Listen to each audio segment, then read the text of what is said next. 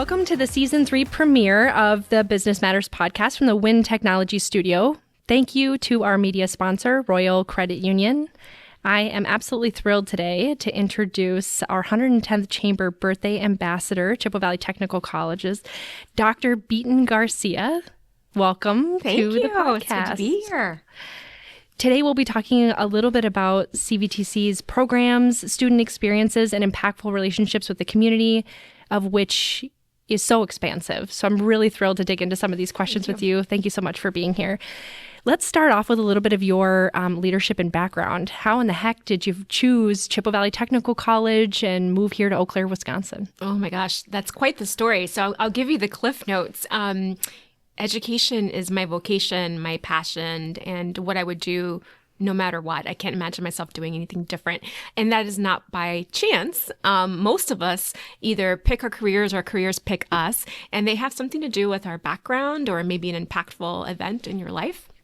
For me, was immigrating to the United States and having the technical college in my town in Florida be central to my parents' acclimation to the United States, learning the language, learning the culture, and making some friends. And so to me, post-secondary education, technical colleges specifically, have been central for transformation in my own life. And I didn't really realize it at the time because I thought I was going to go into healthcare and be a nurse. And I actually got admitted into the program and did great until I kept passing out because, you can't be a nurse if you can't see blood. But now I understand the importance of career development and services in our students' journey. So you're a person who perseveres. You really try a thing. I did. And I love our nurses and I love what they do. But that wasn't the career choice for me. The advisors at my institution really helped me figure out what my strengths were and where I would be better suited. And that ended up being in education. So I ended up being a K-12 teacher, special ed, and then moved on to teach various age groups, including a tenured professor at a four-year institution in the IT area, and just been able to really be in the classroom for the big part of my life. So really, this is where I'm supposed to be. This is what I love.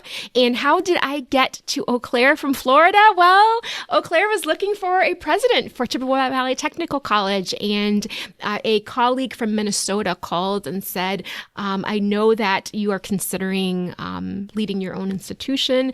I know you've been thinking about this. I think you really should look really hard at the school. They have amazing outcomes. And I did exactly that. I looked at their retention, completion data, anything that was publicly available. And I thought, how are they managing to do this? This is so far above the national average. It's not even funny. And so I thought, I want to be a part of that. I need to go find out who these people are. And that was right after the pandemic. And so it was an opportunity to leave after being home for so long and got to see a new state and a new community that was just so very welcoming. So I'm glad that path led me here. As you've looked at leadership, as you've gone through your trajectory in higher education, even post-secondary education, how did you make the determination you wanted to lead your own institution? Yeah, so that's a great question because, I would have argued years ago that I would always be a classroom teacher. I really enjoyed being with students, being in that environment, but it was really about impact. When I went on to get my doctorate in instructional design and instructional technology, I wanted to design systems. At that time, online education was newer, so I think I'm dating myself. But at that time, online education was a new thing, and I wanted to be a part of what that experience looked like for students. And so, again, all very connected to that classroom experience. But it was in that lab while I was busy creating gamification for STEM and all these really cool projects that an administrator said, do you really want to impact students? And I said, of course I do. Just, well, do you want to do that at scale? Because right now you are doing 30 students at a time. You are working with divisions and departments, but you could impact so many more students if you were in the seat to make larger decisions. The trade-off is that you don't get to work as closely every day in, day out, but there are ways to stay connected to who you serve. And that has served me well. I went kicking and screaming. It wasn't like I did it like, oh, sure, sign me up. I really thought, oh, this is not me. This is not what I could do. But then I realized when I was surrounded by so many people who wanted to see me succeed, and then I started to see the effects of the decisions and the work that I was doing, that yes, this is a good path for me, and I haven't looked back. It's interesting to hear that it's taken some encouragement and some confidence building for you to get there. I'm putting words in your mouth and inferences as we've worked through this conversation here, right. But I think that is a piece of leadership that folks miss sometimes, where you don't always map out your trajectory. I'm one of them where my background stops at 2-year education. And I've never known what I want to do for a career, and have been blessed by the roles and the teams that I've been able to serve with, and have kind of naturally led me towards great mentors and leaders that have led me towards business and the chamber, and where that's going to go next, who knows. But I just find that really interesting that you shared that. I'm thankful that folks get a chance to hear that from somebody who's building their own leadership journey. Yeah, and leaders are everywhere. I fully believe that I was leading while I was in the classroom. If folks seek you out for your input and they say, well, what do you think about this? You're leading, you're guiding, you're helping people be who they are and grow. And so leaders are in every part of the organization. We got to seek them out and give them opportunities. And sometimes those leaders, take on more responsibility, which is a natural progression as well. But I believe that leaders exist through all parts of the organization. And at CVTC, that's exactly who we're trying to attract. We want people who can think for themselves, who can make decisions, who are creative, who are innovative, and can tell us what we're missing. That's true leadership. Likely why you attract so many wonderful students there who either stay on staff or stay in the area in general because they've found such great employers to work with. Absolutely right. So we'll move into next your vision for Chippewa Valley Technical College. You've been there a few years now as our president. What's the next step? My 4th year. Can you believe it? I wasn't quite sure how many you'd made it to. I was thinking around 3, but I was also thinking it was longer than I was thinking originally. So yeah, what's your next steps and your vision for CVTC? So Chippewa Valley Technical College has been in this community for 113 years. Let me just think about that for a minute. 113 years. This college has grown, matured, and has been a true reflection of the community that it serves. I love looking at the older pictures in the 30s and the 20s, and looking at all these women working on automotive cars and tires and mechanical things, computers at its inception. So many programs that now look so very different. But we haven't stayed stagnant. We've grown with the times. We have helped the community through hard times, both economic, political, you name it. What has happened in 113 years? And so my desire is to certainly strengthen the college so that it can continue to serve for another 200 years, and whatever that looks like. And we don't have a crystal ball. We can't really anticipate the future. But what I would love for CVTC to continue to represent and to grow aspirationally is to move at the speed of business.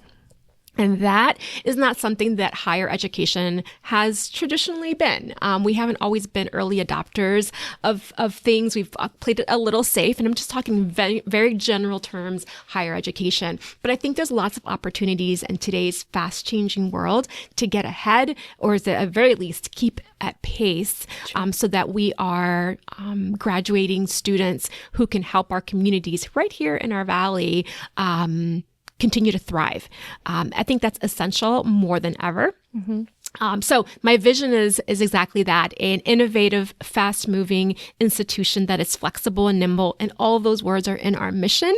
I did not bring those to CVTC. They were there when I got here, but I fully believe in what that means. And I think we are set up in a way that we can be nimble and flexible just by the way that our structure works with our local accountability and our own board that allows us to make quick changes that are needed in the community, and give you plenty of examples of how we do that. And so that's exciting to be able to do it.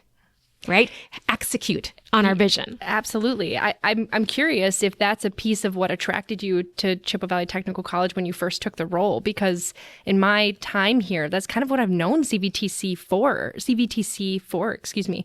is that you are very attentive to listen to the business community and then execute. And I think that's why you have so many different program areas, because you have business advisory groups that do participate in that conversation, and then you move it forward. That's right. With fantastic training, but also integrated into the workplace so that folks are feeling like they can carry their loyalty to that employer all the way through to full-time employment. Absolutely. I don't know that there's a question there, but any comment that you have, no, you're as absolutely I'm right. Speaking directly to what I've known CVTC for, is your brand and background and mission for the entire time I've lived here, which is 12 or 13 years now. Yeah, absolutely. Thank you for that. Certainly, we don't operate in a vacuum, assuming that we know what our graduates should know when they go out into the workforce. Our industry and business partners are at the table with us, making decisions on our curriculum, on our services, and they have skin in the game. They contribute their time, talent, and treasure. They give much of their resources to help our programs. So that might be equipment, that might be supplies. There's just a number of ways. And of course, their expertise, which is really, really important. So these advisory boards are critical. They're lifeblood of our programs and allow us to keep a pulse on what is really needed. It's easy to get distracted or think that you know what a student might need, because we think, well, we used to be a student. Well, that was when. It's the student of today that we need to talk to, not the student that we were 20 years ago, right? And not only just the input of like the student wanting to have ownership and what you attract students innovation. They want to be a part of that change and that growth. The values and the needs of today's students. And so keeping close with our students and keeping close with our industry partners is the secret sauce, I think. And it allows us to, and now you have to leave, your thoughts at the door. Sometimes you're going to hear not what you think you wanted to hear, or maybe not the job that you thought you were doing. And so the real key is to making those changes so that we can attract. And so that means that sometimes we may slow down a program.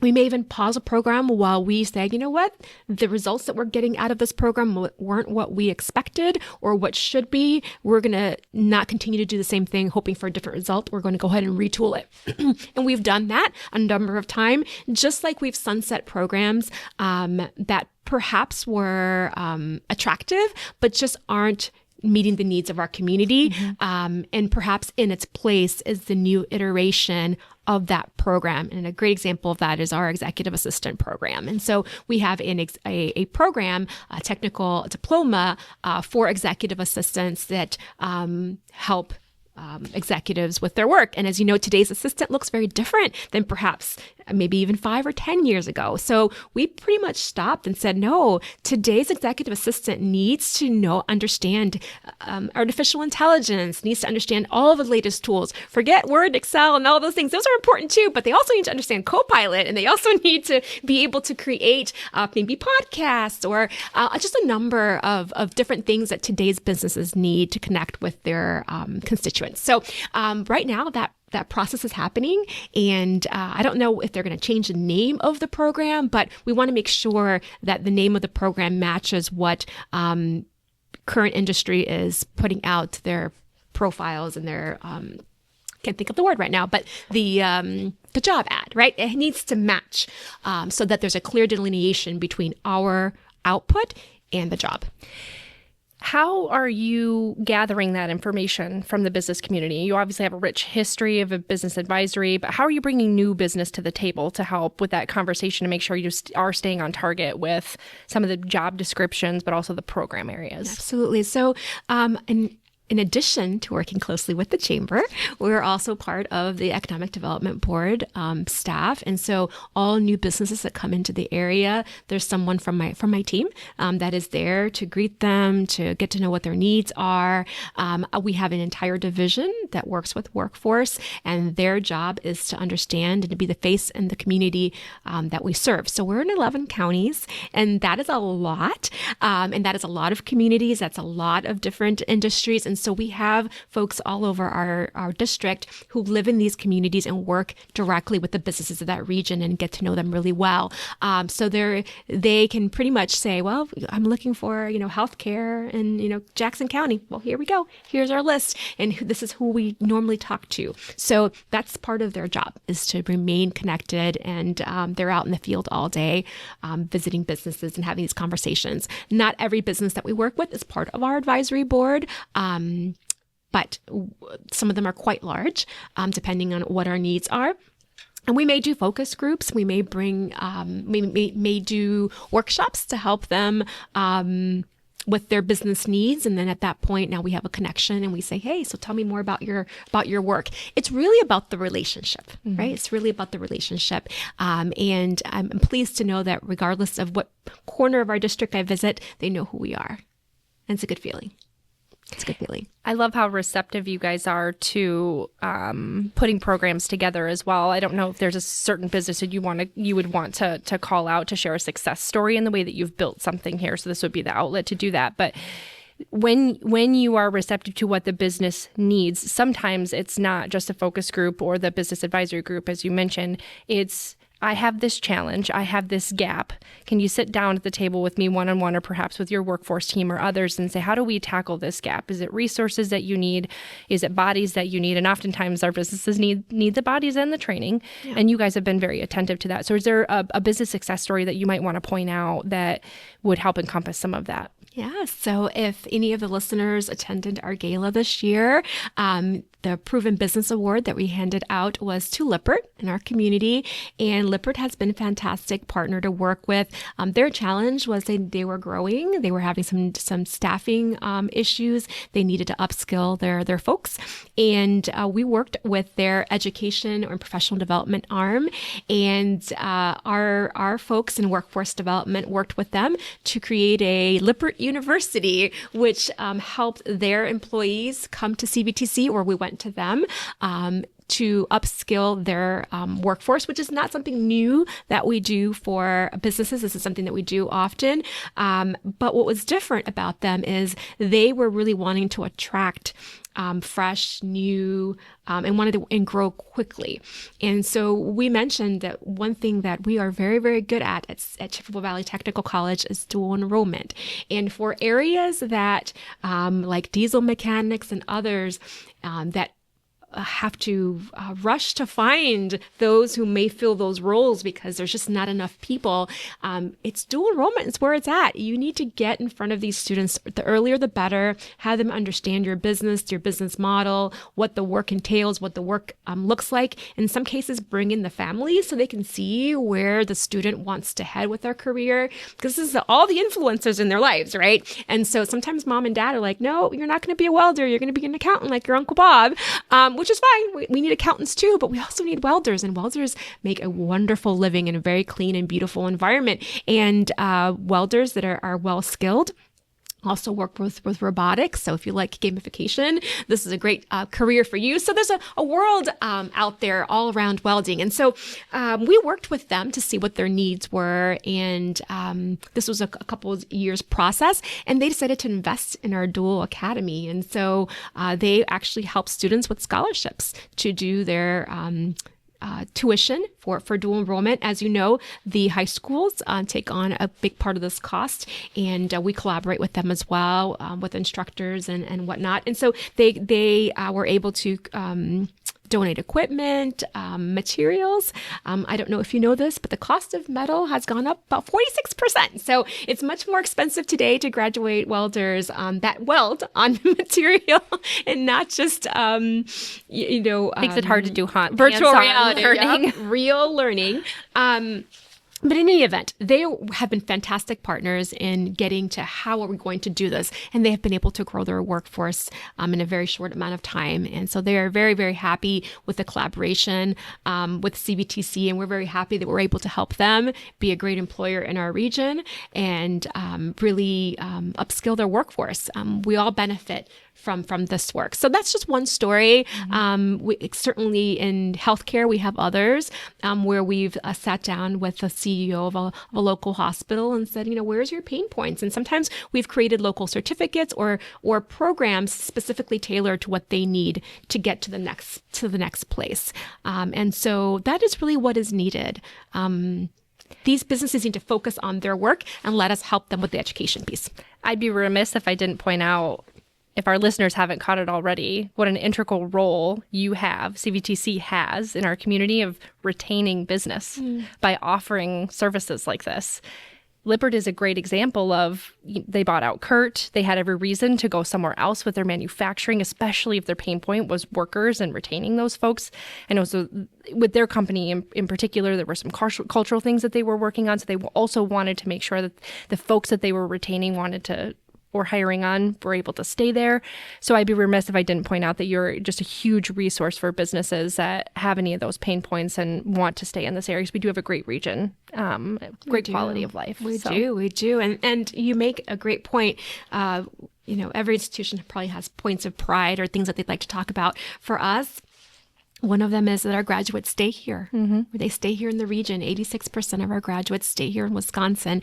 And that's important. These taxpayer dollars stay here and benefit our community. And that's really important. And so we've done everything we can to put our programs on wheels, really build out equipment at the high schools. Osseo is a great example of that. Just really having folks learn and train in their communities and not necessarily even moving them here to Eau Claire. We want them to stay in their hometowns and help them grow and sustain. And so by doing that, we're helping our community. So big point of pride for us is that we're not training the workforce for somewhere else. The 86% of our students stay here. So I hope the next year that number goes up even higher. Makes me happy. I'm sure it will. As we shift the focus to talking about students, what kind of supports do you give your students that enjoy all the educational offerings with Chippewa Valley Technical College? What does it mean for a student to be successful with you guys? It depends on the student. Some students are well equipped, have a great support system at home. They know exactly what they're doing. Maybe mom and dad have went to college. They understand how to fill out a FAFSA. They understand how to help the student advocate for what their needs are. Does anybody know how to fill out a FAFSA these days? Well, there was a simplification process, but I'm not sure that really helped. But you make a great point. I think we all need supports, particularly when we're doing something new. So we have entire divisions at the institution that are there, and they're called Student Success Specialists.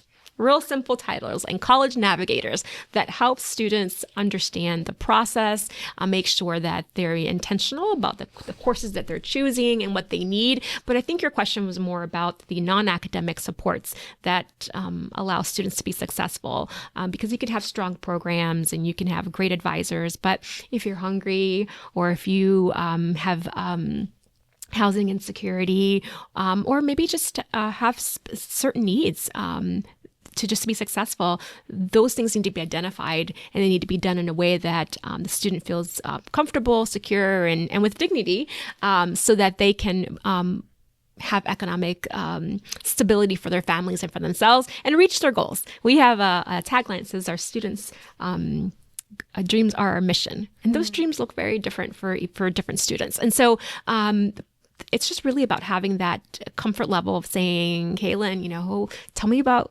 you, what matters to you? What do you think is going to be the biggest barriers to reach your dreams? We're going to help you get there. Build a lot of trust in that conversation too. Absolutely. When you go back to your leadership journey and how important mentorship was. Absolutely. These student success folks or your college navigators or anybody that they interact with at CVTC is incredibly important to make people feel like they're welcome and can open up, because those are not easy conversations.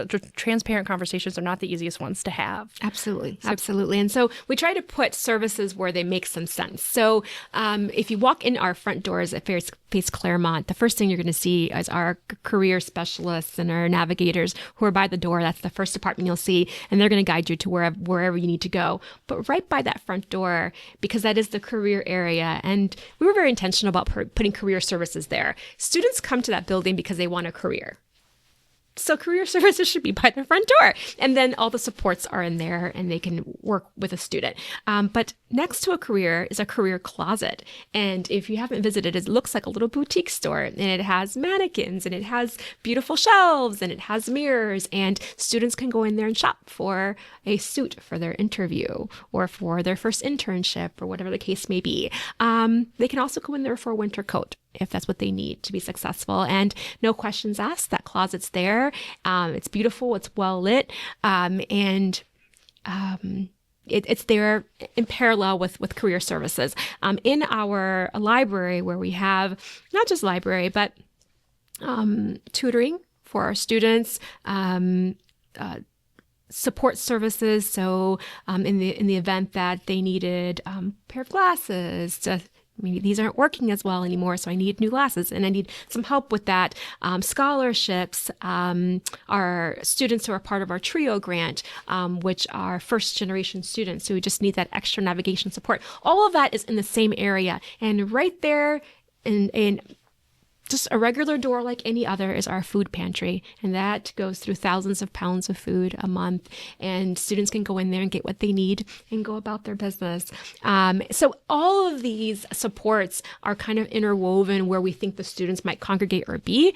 And so they don't have to find it. They don't have to hunt for what they need. And they don't have to ask. They can just take what they need and move part forward. of the day-to-day. That's exactly right. That's exactly right. And I think one of my favorite thoughts around this was going to our culinary department, because as you know, they have a small restaurant that they manage every week. And there was a student in front of me, and we were just having a conversation, and she just said, my stomach was grumbling, and my instructor said, why don't you go down to culinary and see what they're making, and gave her a voucher, and off she went. And she's a single mom. Her washing machine had broken that morning, and so she was telling me that she had pulled it apart and she managed to make it work. And I said, how did you do that? And she looked at me and she said, I didn't have a choice. I needed to dry clothes this morning, so I needed to figure it out. Wow. So I think she's just skipped breakfast. Can you imagine just pulling apart your dryer that morning? So yeah, this is the lives of our students, and they keep it moving, and they show up, and she was on time for class, and she got her kids to school. And so our faculty member realized, like, hey, this person's stomach is grumbling. In order for her to absorb the material that we're covering today, you can make it easier. We're going to make a little pause here. In any way. And off you go. And so I love that connection that our faculty have with our students. Certainly we have these wraparound supports and these different departments that's what they're there for. But everybody at the institution is aware and in tune with the needs of the student at that moment. We couldn't ask for more. That's really incredible. I don't even know how I asked my next question, given all the inspiring things that you just talked about. But you talked about high school dual enrollment. Yes. A few years ago, we actually did an incredible event recognizing all those great students who made that choice, and their parents and the businesses. And hopefully someday we get a chance to bring that back. But could you talk a little bit about CVTC's role in apprenticeships and internships, how you try to integrate students within business if they aren't already naturally doing that through some of their programs? Absolutely. And so it's important for our students to get real world experience before they actually enter the workforce. And in some of our programs, those are kind of built in. So for our dental hygiene, they have a dental clinic where they see more patients than they really need to for their program. But they see all of our veterans, and part of the GI Bill doesn't cover dental services. So they got a lot of veterans come through there. We have others in the community through Badger Care that need that support, all different age groups, and all the programs that we do. And so that program has that built-in internship, I would say, because even though it's clinical hours, but really they're doing a lot more. But those students go right into the workforce without even a blink. I mean, there's nothing that they haven't seen or worked with. And so we want that experience for as many of our students as possible. The apprenticeship model works. You get paid as you go. A lot of these folks have families and they have a willing employer in a relationship that allows for that to happen.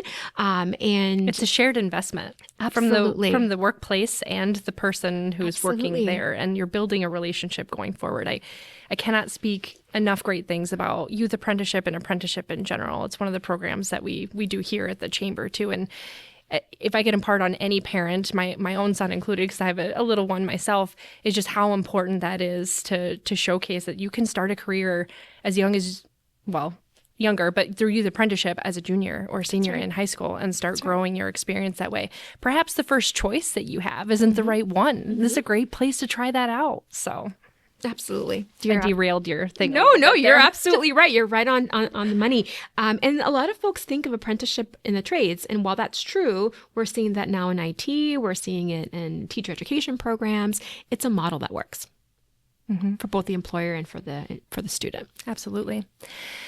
How do you and your team, your leadership team at Chippewa Valley Technical College, advocate for education? Do you have any top priorities right now that you're talking to legislators about? Absolutely. And this is a biannual budget year. And so we've spent quite a bit of time in Madison. We certainly have representation going with the chamber to the rally this year.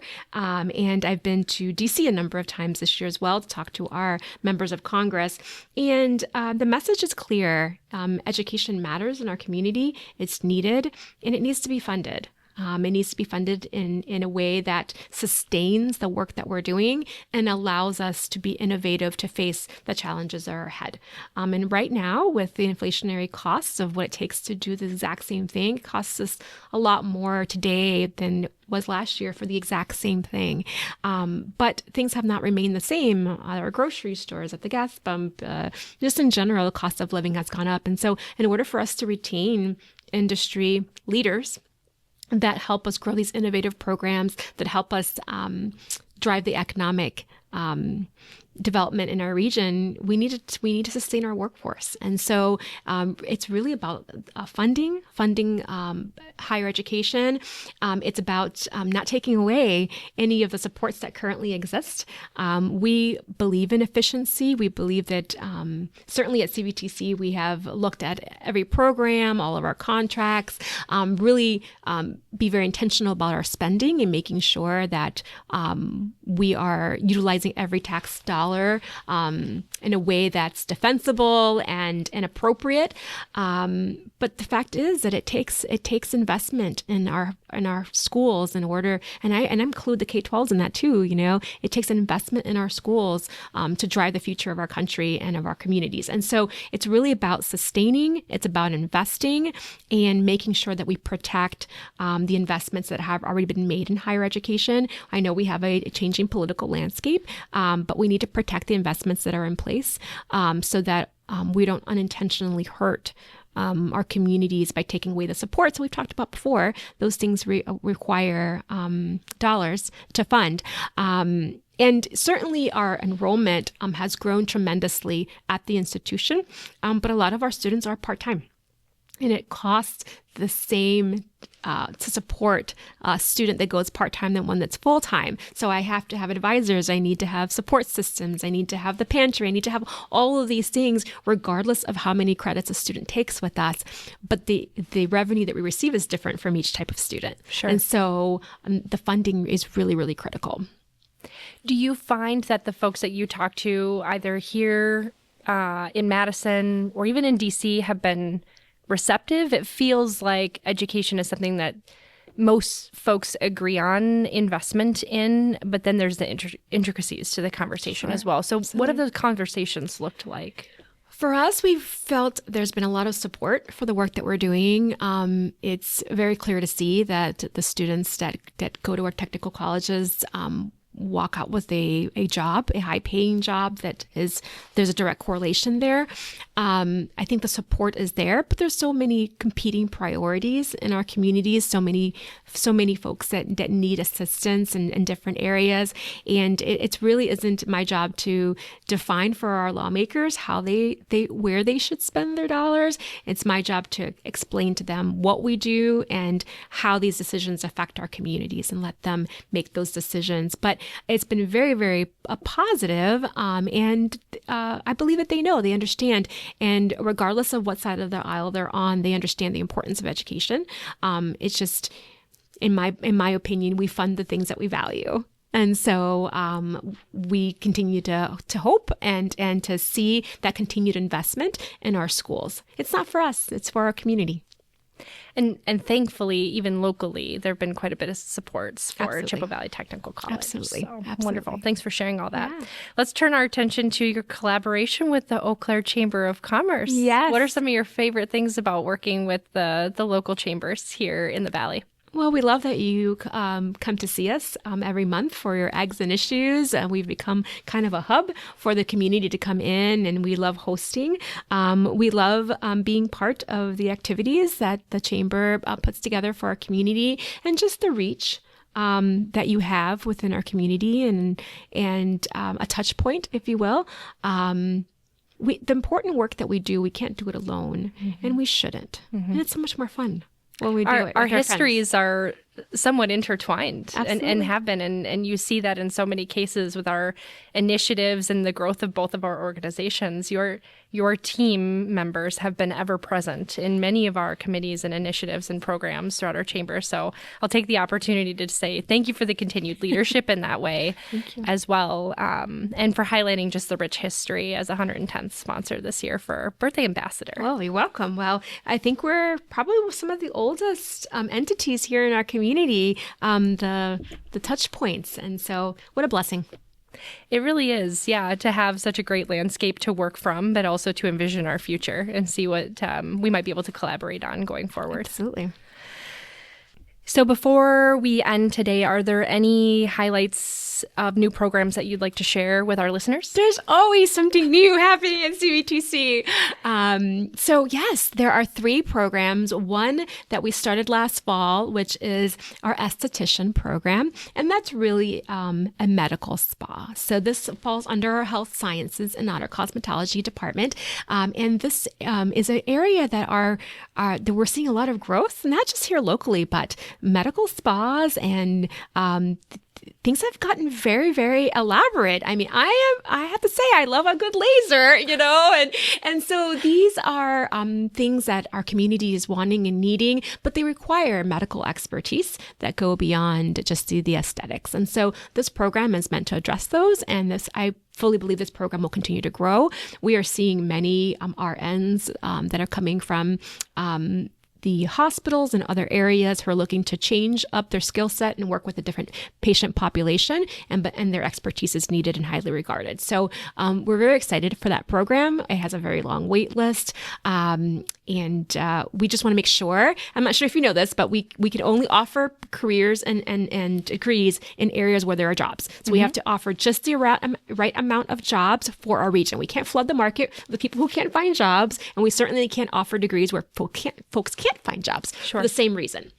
And so even though there is a high demand, we have a good sized healthy cohort that will fit immediate demand and then look for continued growth. I love that that's retraining folks that want to maybe get into something different but still healthcare related. That's right. And it's attentive to a growing industry in our valley where business growth is incredible, and you've got all these great entrepreneurs that want to go off and do their own thing. That's right. But you're maintaining the safety and training that's needed for those folks as well. So the quality remains really high, which helps sustain business here. Absolutely. That's integral. You want to make sure that those who are offering services are well trained. And when these are a bit more delicate in nature, you want to make sure that they had the right training. So we're very excited about that. And then this fall, massage therapy is going to start, and we're very excited about that.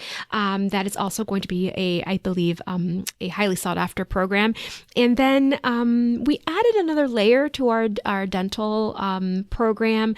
As you know, there's been some changes with to fit the needs of our community. There's just not enough dentists. And so we're looking to retrain and upskill existing hygienists and dental assistants per the law, so that they can do more than previous, but that requires training.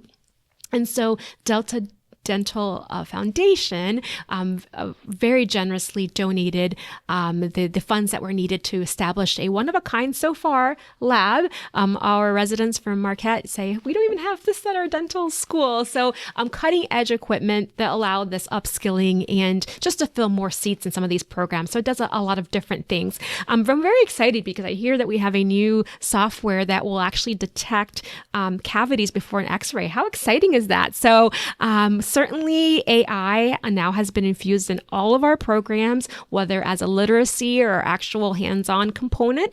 We are layering new technologies onto our existing simulation because these labs have a lot of simulation, as do most of our programs. And so we just continue to keep the technical and technical, I should say. So it's exciting to see these programs grow and to continue to meet the need of the local community. So those are the 3 new programs that come to mind. I'm sure our staff is cooking up new ones, but we have to pace ourselves and make sure we have that market data. Well, thank you to you and your incredible team for being so attentive to our business community and to the workers that need those trainings. We certainly appreciate your long and very rich history here in the Valley. So happy birthday to the Chamber. Oh, here's to another 110. Yeah. Thank you for that. So thank you so much for Dr. Sunem Beaton-Garccia for being here. Thank you to our listeners and our audience today. We also want to do a thank you to Royal Credit Union as our media sponsor and Win Technology for being our studio sponsor. Upcoming announcements, wanted to let our listeners know that if you didn't get a chance to go to the Chippewa Valley Rally in March, you have the opportunity to go in April because we had a snowstorm. So please get signed up for that. It's April 22nd. You can sign up for that through Scott Rogers here at the Chamber or on our website. And also wanted to save the date for Chamber Royale, which is May 15th this year out of the Eau Claire Event District. A great fun night for you to connect with many, many hundreds of locals. Just a fun night out here hosted by the Eau Claire Chamber of Commerce. So thank you to our listeners. Have a great day.